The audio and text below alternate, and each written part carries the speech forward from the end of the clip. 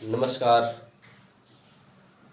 तो आइए आज हम लोग अपनी कक्षा को प्रारंभ करते हैं। और हमने क्या पढ़ा था पिछली कक्षा में, मात्र 1 मिनट में हम लोग समराइज करते हैं। हम लोगों ने जाना था रेगुलेटिंग एक्ट से लेकर जितना एक्ट आया है लास्ट तक, 1813, 1833, 1853, फिर उसी के दरमियान सभी एक्टों के बीच में एक संशोधनात्मक एक्ट जाना था जिसके तहत बहुत सारे रिफॉर्म किए गए थे। तो ऑल ओवर हमने सारा एक्ट को जान लिया था और उसी एक्ट के अंदर जो नियम और विधान बने ब्रिटिश पार्लियामेंट के द्वारा, उसी सिस्टम को आज हम लोग पढ़ेंगे। और मेरा हेडिंग है ब्रिटिश एडमिनिस्ट्रेशन सिस्टम का विकास, यानी ब्रिटिश सिस्टम का डेवलपमेंट कैसे हुआ, उसकी क्या प्रवृत्तियां थी प्रशासन के अंदर। तो देखिएगा कि इस तरह से इसका क्लासिफिकेशन करके पढ़ा जाता है। तो पहला इसका जो क्लासिफिकेशन देखिएगा वो देखने को नजर आएगा कि प्रशासन का ढांचा में नस्लीवादी यानी नस्लीयवाद का प्रवृत्ति इसकी प्रशासन में देखने को मिला। दूसरा, भारतीयों की भागीदारी कम थी। प्रशासन में क्या था, भारतीयों की भागीदारी कम थी। क्यों कम थी हम आगे बात करेंगे। 1912 के बाद भारतीयों की भागीदारी बढ़ी। 1912 के आसपास आप देखिएगा तो कुछ भारतीय हैं जो प्रशासन में और एडमिनिस्ट्रेशन में जाने लगे थे, लेकिन वो भी कम से कम भारतीय। तो इसका प्रशासन जो था वो ढांचा इसका नस्लवादी था। तो इसका क्या मतलब है, नस्लवादी को अगर हम डिफाइन करें तो ये पता चलता है कि गोरे लोगों की प्रधानता ही नस्लवादी कहलाता है। यहाँ पे नस्लवाद से आपको समझना होगा कि ये जातीय नस्लवाद नहीं है, मानवीय नस्लवाद नहीं है, आर्थिक नस्लवाद नहीं है। ये नस्लवाद है ब्लैक्स एंड वाइट्स। ब्लैक को वाइट्समैन यानी गोरे लोग अपने आप को श्रेष्ठ और मानवीय समझते हैं, और जो नस्ल से ब्राउन है, काला है, उसे पिछड़ा और बर्बर बताते हैं। तो अंग्रेजों का ये नीतियां रही थी, प्रशासन का ये ढांचा रहा था कि वो भारतीयों को बहाल नहीं करते थे प्रशासन में। और ना करने का मात्र एक कारण होता था कि आप काले लोग हैं, आप पिछड़े हैं, आप बर्बर हैं, आप असभ्य हैं। तो ये सारी गतिविधियां थी। शासन का बड़े पद पर अंग्रेज को ही लिया जाता था। शासन का जितना भी प्रोमिनेंट पद होते थे उस पर सिर्फ और सिर्फ कौन होते थे, अंग्रेज का ही नियुक्ति होता था। भारतीय लोगों को जो नियुक्ति होता था वो किस प्रकार होता था, तो आप यहाँ देखिए कि न्याय विभाग में जो था मुंसिफ के पद तक जा सकता था।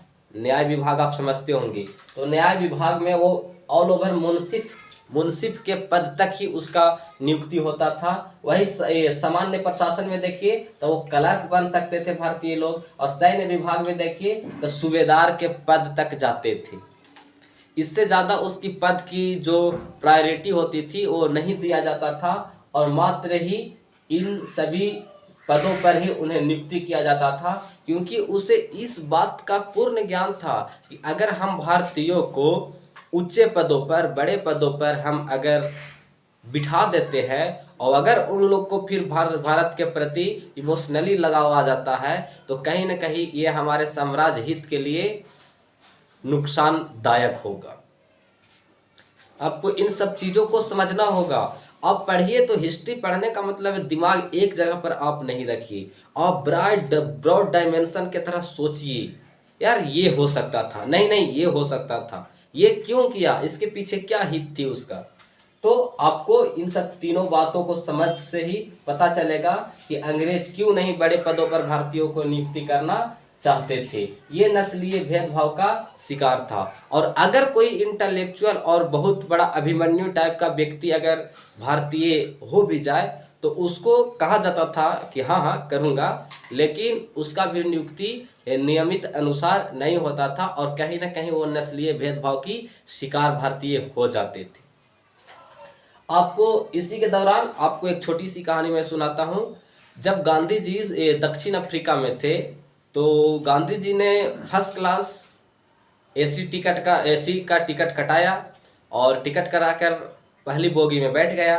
ट्रेन में, और वहाँ पे कुछ अंग्रेज बैठे हुए थे और गांधी जी बैठ गए। उन लोग को अपमानजनित बात लगा कि हम कैसे एक भारतीय के साथ अपना सफ़र तय करेंगे।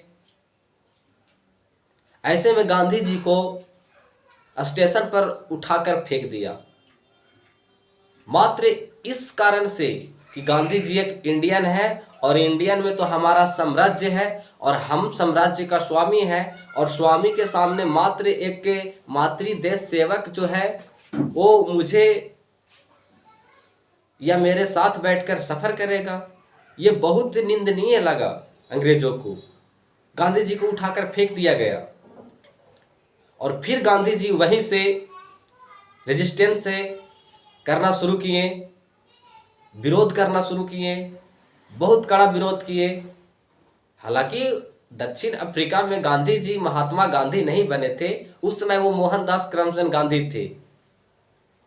लेकिन जो उसका पहला पड़ाव था कि हम गलत है तो गलत है, गलत का हम विरोध करेंगे, और उन्होंने विरोध किया।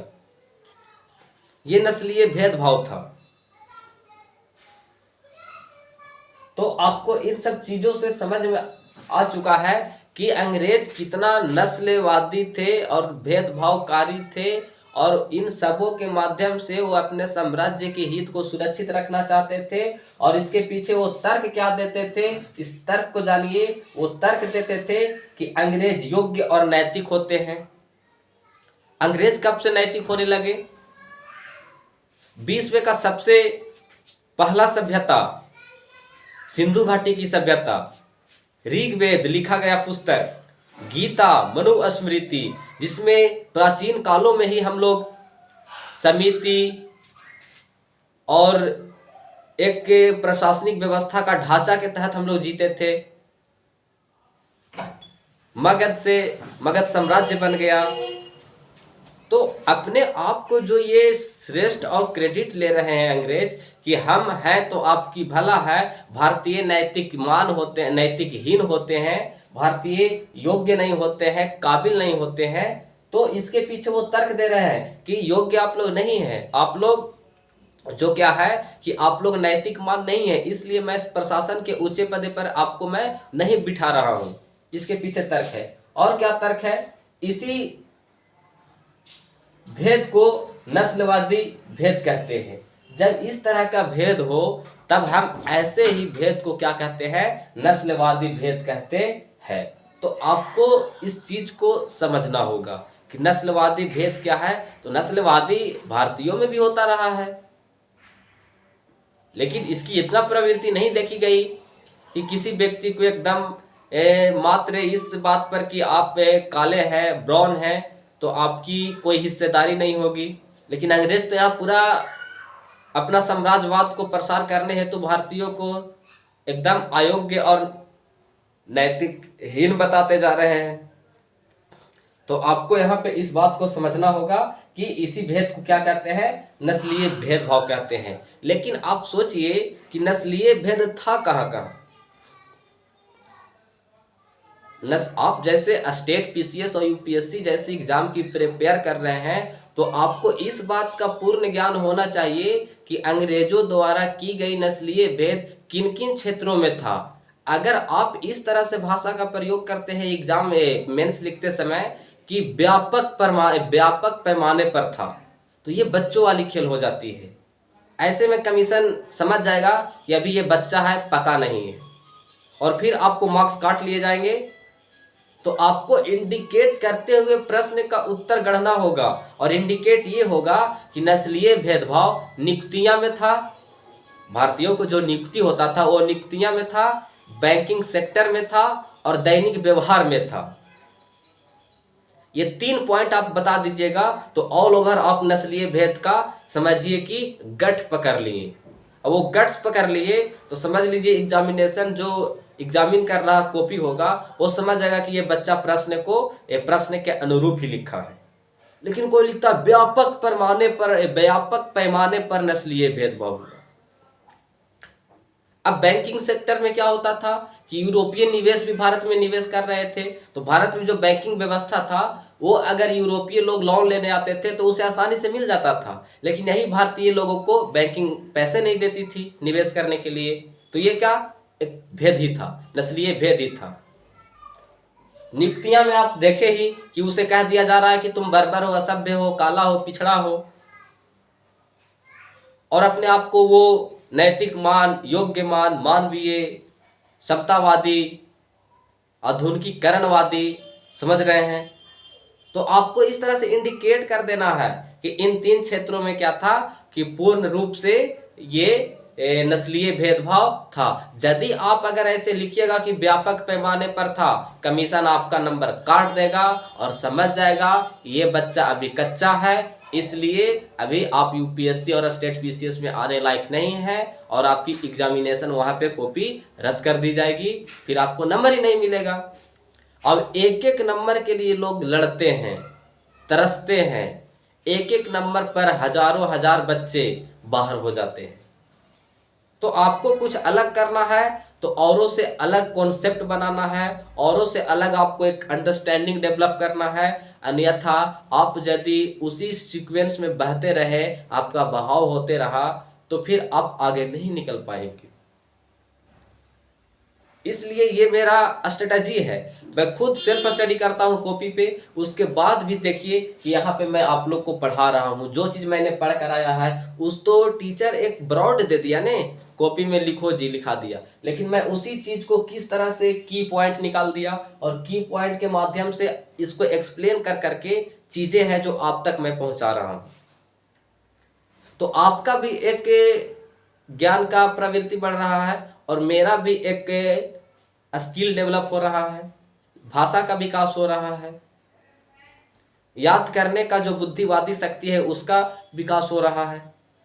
तो आप समझिए कि आपके पढ़ने का क्या स्ट्रेटजी है और आपका गोल क्या है, अचीवमेंट आप क्या करना चाहते हैं। उस अचीवमेंट के साथ ही आप अपना पढ़ाई का दायरा बनाएं। तो ऑल ओवर नस्लीय भेदभाव आप लोग समझ गए। उसी के तहत देखिएगा कि इसका प्रसार देखने को मिलता है 3 भागों में, आपको दिख नहीं रहा होगा तो मैं बोल दे रहा हूं। इसका प्रसार मतलब किसका, नस्लीय भेदभाव का प्रसार। तो शासन में भागीदारी में इसका प्रसार देखने को मिल रहा है, वित्तीय साधनों तक पहुंचने में, वित्तीय साधनों मतलब वही बैंकिंग सेक्टर, फिर दैनिक सामान्य व्यवहार में, दैनिक सामान्य व्यवहार में भी नस्लीय भेदभाव अंग्रेजों ने किया। बेसिकली पार्क में भारतीय नहीं आ सकते हैं, क्लब में नहीं जा सकते हैं, पब में नहीं जा सकते हैं। जैसे कहावत है ना कि blacks and dogs are not allowed. ये कहावतें नहीं है, फिल्मी है, लेकिन अगर इसकी ऐतिहासिक पृष्ठभूमि देखे कि blacks and dogs are not allowed, तो ये एकदम तथ्य है, ऐतिहासिक है। ऐसे अंग्रेज करते थे कि भारतीयों को काला, पिछड़ा, बर्बर और अपने आप को सभ्य, मानवीय, मानवतावादी कहते थे। लेकिन ये कौन मानवतावादी है कि आप भारतीयों को गार्डन, बगीचे, पब आदि में आने नहीं देते हैं और उसे कुत्ता के समान बता देते हैं कि काले लोग कुत्ता के समान होते हैं। तो आप अगर इस चीज को समझ गए तो आप पूरी नस्लवादी जो प्रक्रिया गुजरी है, व्यवस्था गुजरी है, जो भारतीय लोग प्रशासन में नहीं जा पाए, उन सभी प्रवृत्तियों को, सभी कॉन्सेप्ट को आप आसानी से समझ जाएंगे। तो इसका प्रसार जो था शासन के भागीदारी में, वित्तीय साधनों में और दैनिक सामान्य व्यवहार में, जो अभी मैंने बताया, तो यहां तक आपको पता हो गया होगा। लेकिन शासन की भागीदारी की स्वीकृति तो मिल चुकी थी। जो पीछे वाली जो एक्ट आया था 1853 का एक्ट, 1833 का एक्ट, और इस एक्ट के माध्यम से जो रेगुलेशन 87 आया था, इसी एक्ट में ही भारतीयों की भागीदारी का अनुशंसा कर दी गई थी, स्वीकृति मिल गई थी। लेकिन प्रतियोगिता परीक्षा की प्रारंभ जो हुआ वो 1853 में हुआ, जबकि पहला भारतीय नियुक्ति कौन हुए तो 1864 में सत्येंद्रनाथ टैगोर सेलेक्टेड हुए। अब सोचिए कि सत्येंद्रनाथ टैगोर कितना विलक्षण व्यक्ति रहा होगा कि इतना कड़ी मेहनत करने के बाद मात्र एक भारतीय 1864 के आसपास सिलेक्शन हुआ आईसीएस में। आईसीएस कहने का मतलब इंपीरियलिज्म सिविल सर्विसेज या इंडियन सिविल सर्विसेज। उसमें पहला भारतीय जाने वाला कौन था? तो सत्येंद्रनाथ टैगोर। कब पास हुए? तो 1864 में। सोचिए कि 1833 के एक्ट में ही रेगुलेशन 87 के तहत यह प्रावधान कर दिया गया था कि नियुक्तियां जो होगी उसकी जो भागीदारी होगी वो होगी, स्वीकृत है, लेकिन प्रतियोगिता परीक्षा प्रारंभ हुआ 1853 में। जो बीच का गैप है उस गैप में आप षड्यंत्र को समझिए कि वो क्यों नहीं लेना चाह रहे थे। लेकिन धीरे धीरे एक्ट के माध्यम से उस पर प्रभाव बनेगा, भारतीय लोग के मन में उसके प्रति द्वेष की भावना आएगा, हिंसा की भावना आएगा, तो कुछ कुछ जो है भारतीयों के प्रति रियायतें देने का काम करेंगे। तो पहला आप इसको याद रखिएगा कि सिलेक्शन किसका हुआ? पहला आईसीएस कौन बने? सत्येंद्रनाथ टैगोर।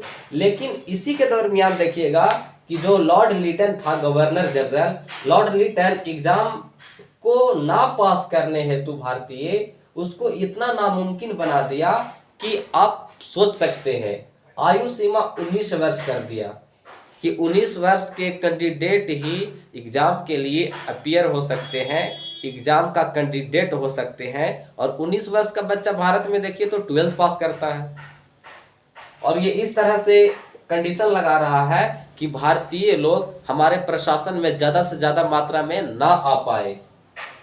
फिर लेकिन रिपेन ने इसको संशोधन कर दिया। आगे देखिएगा कि 19वीं सदी तक मात्र 5% ही भारतीय प्रशासन के उच्च पदों पर नियुक्त हुए थे। मात्र 5% भारतीय ही 19वीं सदी तक, 19वीं सदी के उत्तरार्ध तक मात्र 5% भारतीय ही उच्च पदों पर गए थे। उसी के साथ देखिएगा लेकिन जब प्रथम विश्व युद्ध फर्स्ट वर्ल्ड वॉर के दौरान देखिएगा कि इसकी नियुक्तियों में बढ़ोतरी होती है। नियुक्तियों में बढ़ोतरी होती है कि मतलब क्या? फर्स्ट वर्ल्ड वॉर शुरू हुआ तो ब्रिटिश को सैनिक की आवश्यकता पड़ेगी, तो ऐसे में वो भर्तियां को तेजी गति से बढ़ाएगा। आगे देखिए नस्ल भेद का कारण क्या था? नस्ल भेद क्यों ये लगातार इस तरह की भावनाएं अपने अंदर प्रकट करती थी? तो उसका एक जो कारण था विजेता होने का स्वाभाविक अहम। अंग्रेजों को लगता था कि हमारे साम्राज्य में सूर्य अस्त नहीं होता था। सूर्य अस्त नहीं कहने का मतलब यहाँ तक अमेरिका और यहाँ यूरोप से लेकर एशिया तक इसकी साम्राज्य थी। और ये बहुत गर्व से कहते थे ब्रिटिश कि हमारे साम्राज्य में सूर्य अस्त नहीं होता। और ये बात तो सत्य है कि अस्त नहीं होता, लेकिन जैसी अमेरिका में 1776 में क्रांति होगा, फिर देखिएगा कि भारत पर कंट्रोल करने के लिए जो वही अमेरिका में गवर्नर जनरल लॉर्ड कॉर्नवालिस जो अमेरिका में था, जिसके अधीन अमेरिका स्वतंत्र हुआ था, उसी को ब्रिटिश पार्लियामेंट भारत भेजेगी कि आप जाओ। और आपको पता है कि कौन सी गलतियां हुई अमेरिका में कि अमेरिका स्वतंत्र हुआ, उसमें राष्ट्रवाद की भावना आई। और वही गवर्नर जनरल को लॉर्ड कॉर्नवालिस को ब्रिटिश पार्लियामेंट भारत में नियुक्त करेगी। और फिर ये कॉर्नवालिस जो षड्यंत्रकारी नीतियां अपनाएगा, जो साम्राज्यवादी नीतियां अपनाएगा, जो व्यवस्थाएं बनाएगी, उसके तहत आप देखिएगा कि भारत का जो पारंपरिक उद्योग है वो हतोत्साहित हो जाएगा। भारतीय आर्थिक रूप से कमजोर, मानसिक रूप से कमजोर, दिल दे चुके हैं अंग्रेजों को। और भारतीयों में क्या है कि राष्ट्रवाद की भावना नहीं है। ऐसे में भारत में अकाल आएगा, अकाल से लाखों के लाखों लोग मर जाएंगे। और जब अकाल आएगा, लोग एक तरफ मर रहे होते हैं, उसी टाइम महारानी आती है और उसको कैसरे हिंद की उपाधि, अन्य प्रकार की टाइटल, यहाँ का सर्वोच्च सत्ता आदि का क्रेडिट दिया जाता है। तो आपको इन सब चीज़ों पर गौर करना होगा कि किस तरह से ब्रिटिश कंपनी और खास करके कॉर्नवालिस जो अमेरिका से भागा आया था और उसको ललक था कि कहीं भारत आज़ाद ना हो जाए, तो उस चीज़ को आप समझिए। तो नस्लीय भेदभाव का कारण क्या था? और कारण ये था कि विजेता होने का स्वाभाविक अहम। इसको समझिए। वो विजेता था, और विजेता कहाँ कहाँ के था, तो अमेरिका के भी, यानी यूरोप से लेकर एशिया तक उसकी साम्राज्य था। और ये गर्व करते थे कि हम नैतिक लोग, हम सभ्य लोग, हम मानवीय लोग, हमारे देश में लोकतंत्र का उपज। तो ऐसे में हम जो है सुपीरियर हैं और आप इंफीरियर हैं, यानी भारतीयों को इंफीरियर बता रहा है और अपने आप को सुपीरियर और सभ्य और मानवीय बता रहा है। और भारतीयों को एक तरफ कह रहा है कि तू काला है, पिछड़ा है, बर्बर है, असभ्य है, तुम्हारी कोई सभ्यता नहीं थी। तो भाई साहब आप ये बताइए कि प्राचीन काल से जो उतना बड़ा साम्राज्य था, उतना बड़ा सभ्य था, सिंधु घाटी का सभ्यता, वो किसका था? उस समय हम लोग जो जीते थे, जो हमारा जीवन था, लाइफ स्टाइल, वो ट्रेडिशन, परंपरा के तहत ही था। लेकिन जीने का जो हमारा तरीका था वो तो डेवलप था। लेकिन आज आप कह रहे हैं कि हम भारतीयों को डेवलप करेंगे। आज भारतीय लोग पिछड़ गए हैं। अपने आप को इतिहासकार बता रहे हैं। तो वो शासक कौन था? चंद्रगुप्त मौर्य, जिन्होंने उस समय में पूरा अखंड भारत बनाने का काम किया, और आज हम लोगों को पिछड़ा कह रहे हैं। प्राचीन काल में जो लिखा गया पुस्तक था ऋग्वेद, वो कौन थे? आर्यभट्ट वो कौन थे? हमने इतना ऋषि मुनियों को जन्म दिया, हमारी ये सभ्यताएं और प्राचीन विलक्षणताएं थी, और आप बहुत ही तुच्छ शब्दों में ये कह रहे हैं कि भारतीय काला है, पिछड़ा है, बर्बर है। ये कौन सी मानवीयता है आपके अंदर कि आप एक दूसरे को नस्ल भेद के तौर पर उसे देखना नहीं पसंद करते हैं और अपने आप को मानवीय और सभ्य और सभ्यता वाले लोग बताते हैं? तो ये उसकी नीतियां में ही गुण छुपी थी। तो आपको यहाँ पे समझना होगा कि विजेता होने का स्वाभाविक इसमें क्या था? अहम था। उसी लिए दैनिक जीवन में जो व्यवहारिक जीवन होता है, उस जीवन में ही ये भारतीयों के साथ नस्लीय भेदभाव करते थे बहुत हद तक। तो ये आपका क्लियर हो गया। लेकिन इसी पॉइंट में मैं एक पॉइंट आपको और एक्स्ट्रा बताता हूं ताकि आपका एक समझ बने। भारतीय दिल और दिमाग दोनों अंग्रेजों को दे चुके थे, क्योंकि राष्ट्रवाद की भावना तो थी नहीं। तो उसके अंदर भारतीयों को जो लोभ दिया जाता था कि हम सुपीरियर हैं और हम आपका भला चाहते हैं, हम मानवीय लोग हैं, हम हैं तो आपकी भला है। तो ऐसे में भारतीय लोग भी उसकी जो षड्यंत्रकारी और साम्राज्यवादी नीतियां थी उसको समझ नहीं पाते थे, और ऐसे में वो भी बहुत आसानी से उसको सुपीरियर एक्सेप्ट कर लेते थे। लेकिन जिस दिन पैदा होगा भगत सिंह, जिस दिन पैदा होगा राजा राम मोहन राय, दयानंद सरस्वती, सत्येंद्रनाथ टैगोर, रविंद्रनाथ टैगोर, उस दिन देखिएगा कि इसकी श्रेष्ठता पर प्रश्नवाचक चिन्ह लगाकर इसे नष्ट तस करने का काम करे। तो इस चीज को आप समझ लीजिए कि भारतीय लोग दिल और दिमाग भी दे चुके थे। आगे देखिएगा कि अपने आप को जो ब्रिटिश था वो आधुनिकीकरण कहता था, और वो यह भी कहता था कि भारतीयों के लिए शुभ के तौर पर हमें यहाँ पे प्राकृतिक ने, भगवान ने, आदि ने भेजा है। तो आप इस चीज को समझिए। अपने आप को क्या कह रहे हैं कि मॉडर्निटी, हम आधुनिक लोग हैं, हम आपका भला चाहते हैं, हम यूरोप में और विश्व में आगे निकल गए हैं। ऐसे में आप पिछड़े लोग हैं और आपकी जिम्मेवारी हमारे कंधे पर है कि हम आपको दूर तक पकड़कर बहुत दूर तक ले जाएं।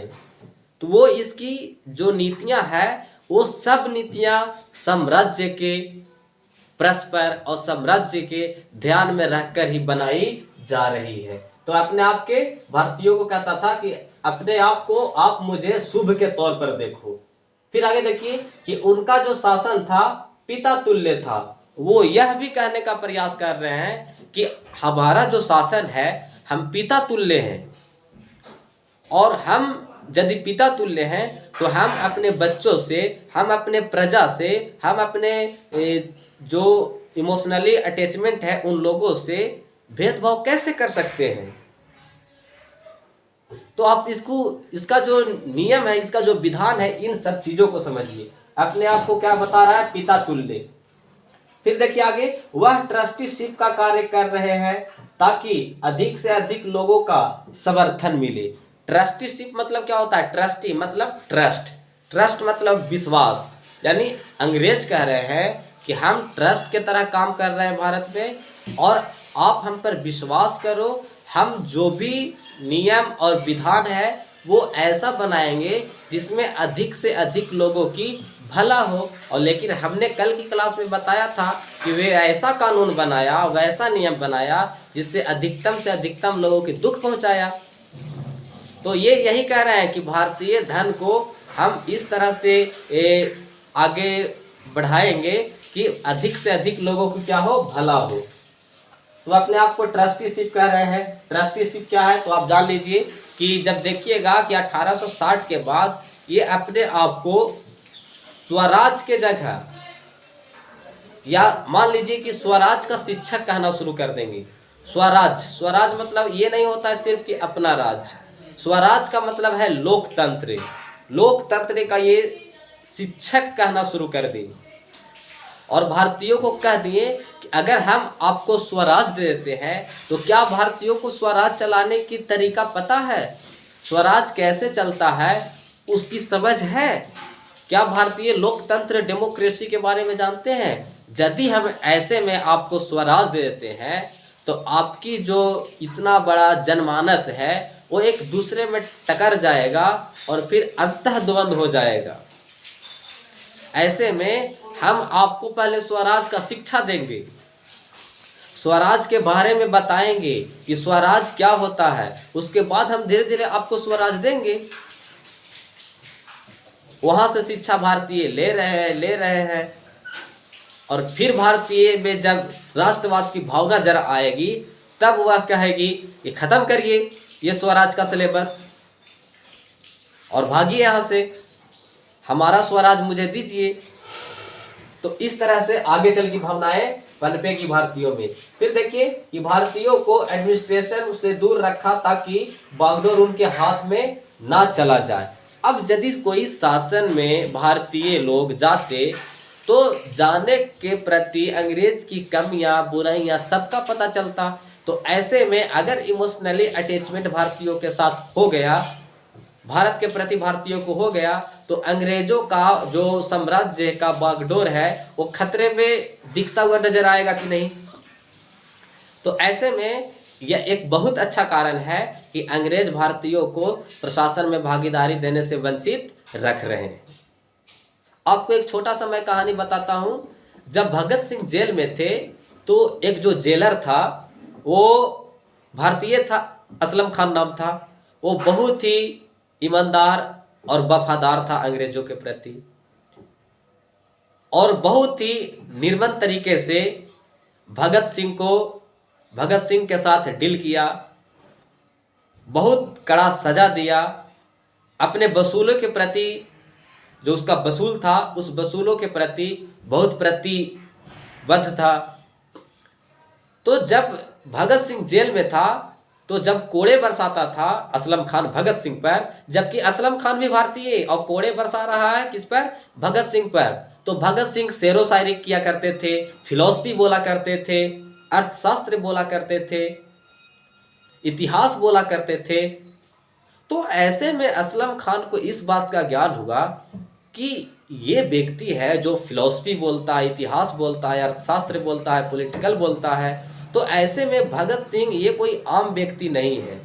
तो असलम खान भगत सिंह से पूछते हैं कि भगत सिंह आप ये क्यों करते हो, बम मारना, अंग्रेजों की हत्या करना।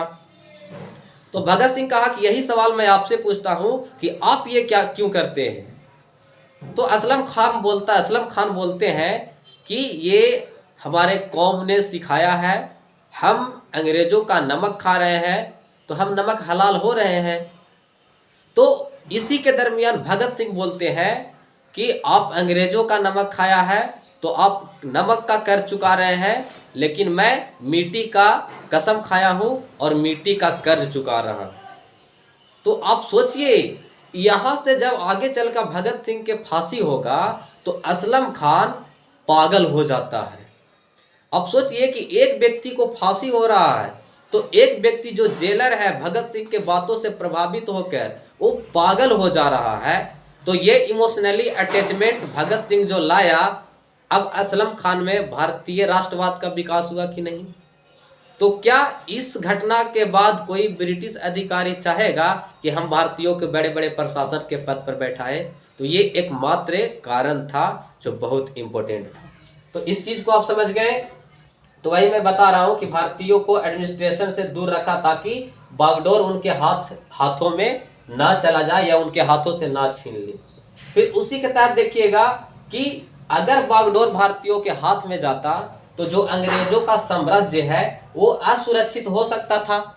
अदम ये लाजमी सी बात है कि हो सकता था, इसमें कोई डाउट नहीं है। फिर आगे लेकिन इसी के दरमियान देखिएगा कि 1857 का जब रिवॉल्ट हुआ, 1857 की क्रांति, तो इस क्रांति से अंग्रेज बहुत सचेत हो गए और उसको इस बात का ज्ञान हो गया कि अगर ज़्यादा मात्रा में हम भारतीयों को एडमिनिस्ट्रेशन में अगर बहाल कर लेते हैं तो ये हमारे साम्राज्य के लिए हितकारी नीतियाँ नहीं होगी। और 1857 की क्रांति भले ही अंग्रेजों ने दबाने में सफल हो गया, लेकिन भारतीयों में एक स्कोप तो मिल ही गया और इसी स्कोप को पकड़कर भारतीय आगे आने वाले विभिन्न प्रकार के क्रांतियां करेंगे, विभिन्न प्रकार के अंग्रेजों के खिलाफ आंदोलन करेंगे, क्योंकि उसको प्रेरणा कौन देगी? 1857 का रिवॉल्ट।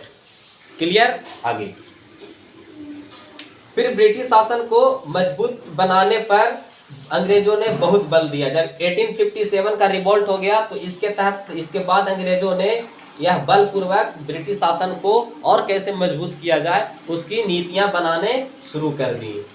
लेकिन देखिएगा उसी के दरमियान तो जो अंग्रेजों का ऑल ओवर क्या उद्देश्य था? उसका उद्देश्य क्या था? साम्राज्यवाद। व्यवस्था क्या था? नस्लवाद।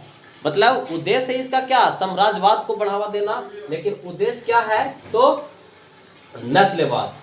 अब मैंने पीछे बताया था, लेकिन यहाँ पे एक बार मैं आपको और बता देता हूँ। ट्रस्टीशिप। ट्रस्टीशिप क्या था एक बारे में जान लीजिए। 1860 के बाद देखिएगा तो ब्रिटिश अपने आप को स्वराज के शिक्षक के स्थान पर ट्रस्टी कह रहे थे। यानी पहले कहा कि हम स्वराज देंगे आपको इस शर्त पर कि आप स्वराज को चलाने के लिए पहले तो सीख जाए। स्वराज मतलब ये नहीं होता है कि सिर्फ अपना राज। स्वराज का मतलब, राज मतलब क्या? लोकतंत्र। तो स्वराज चलाएंगे यानी आपको लोकतंत्र का पहले ज्ञान होना चाहिए, और लोकतंत्र का तो आपको ज्ञान है नहीं। तो ऐसे में हम जो ब्रिटिश है, जो दुनिया में आगे निकल गए हैं, वो स्वराज आपको हम दे देंगे। अब जब स्वराज स्वराज स्वराज हो रहा था तो ऐसे में भारतीयों ने कहा कि भाई साहब आप कब हमें स्वराज देंगे? खत्म कीजिए स्वराज का सिलेबस और जाइए यहाँ से। तो यहाँ पे कोई अगर नियम नहीं पता चल रहा है अंग्रेज को, तब वो एक कॉन्सेप्ट लाया ट्रस्टी कि छोड़िए स्वराज आप लोगों के समझ की बाहर है, मैं ये जान गया हूँ, हम आपका सेवा करना चाहते हैं, इसीलिए ट्रस्टीशिप लेकर आया। ट्रस्टीशिप मतलब क्या? ट्रस्ट मतलब विश्वास। इसलिए आप हम लोगों पर विश्वास कीजिए, हम ऐसा नियम नीति विधान बनाएंगे, आपके संसाधनों को प्रबंधन करेंगे ताकि आप सभी भारतीयों को अधिक से अधिक भलाई हो। समझ गए? लेकिन उसका आधार क्या था? तो आधार ये था कि भारतीयों का शासन में जरूरी है, ब्रिटिश सभ्य है और ब्रिटिश भारतीयों को क्या कहते हैं? सेवा करना चाहते हैं। उसका आधार बनाया, भलाई करना चाहते हैं, उसका आधार बनाया कि भारतीय शासन में हमें बने रहना जरूरी है और ब्रिटिश सभ्य है। क्योंकि सभ्य का ये प्रमाण दे रहे हैं अपने आप को, तो इसके बारे में खैर आगे जानेंगे। क्या कह रहे हैं? सभ्य है, ब्रिटिश सभ्य है और सेवा करना चाहते हैं। भारतीयों को क्या करना चाहते हैं? सेवा करना चाहते हैं। दूसरी बात, भारतीय अपना शासन संभाल नहीं पाएंगे। ये कह रहे हैं कि भारतीयों को डेमोक्रेसी नाम का शब्द पता ही नहीं है, तो यदि हम आपको स्वराज देते हैं तो क्या आप स्वराज को चला पाएंगे? नहीं चला पाएंगे।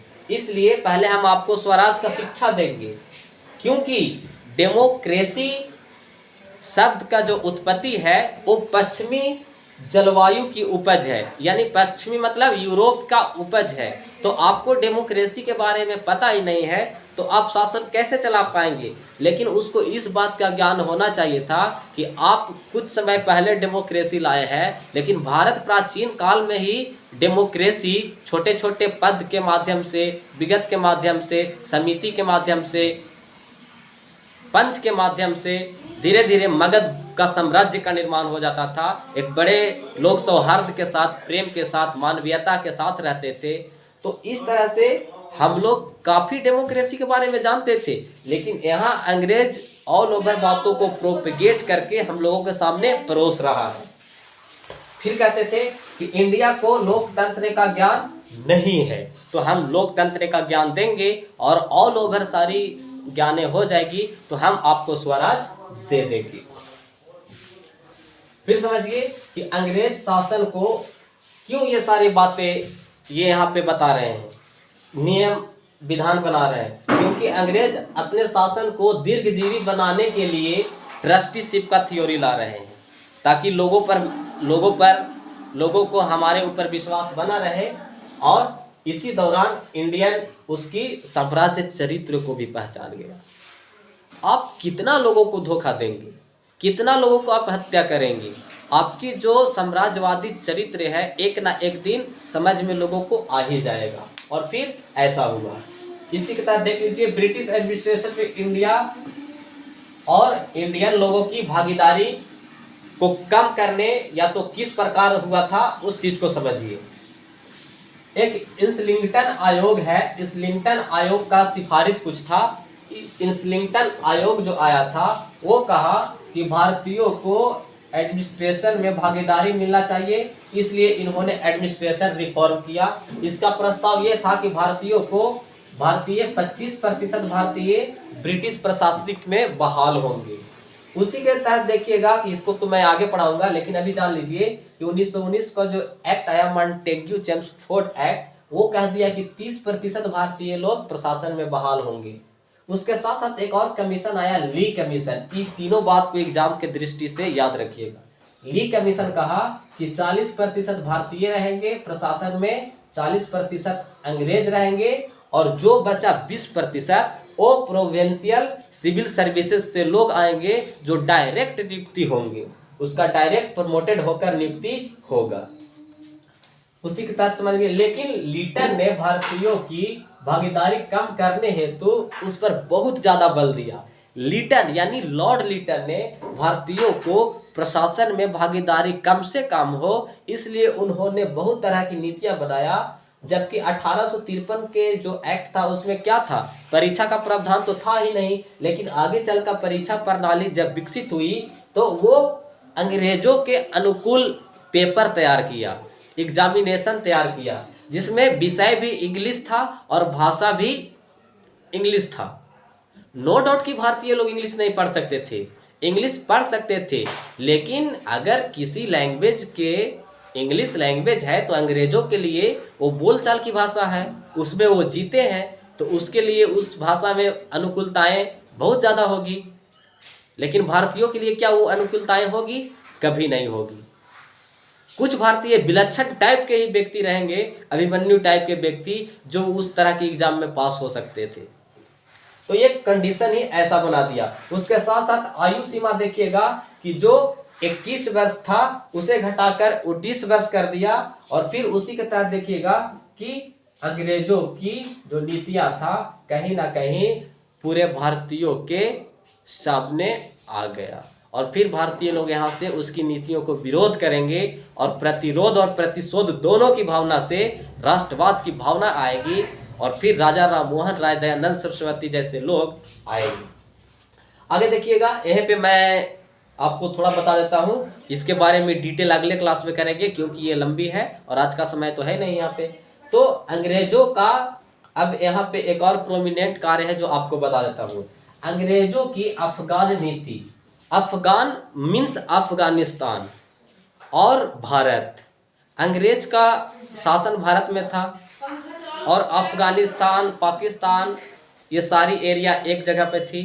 तो अफगानिस्तान में अपने व्यक्ति को, वहाँ के शासक को हटाकर अंग्रेज अपने व्यक्ति को वहाँ पे बिठा दिया।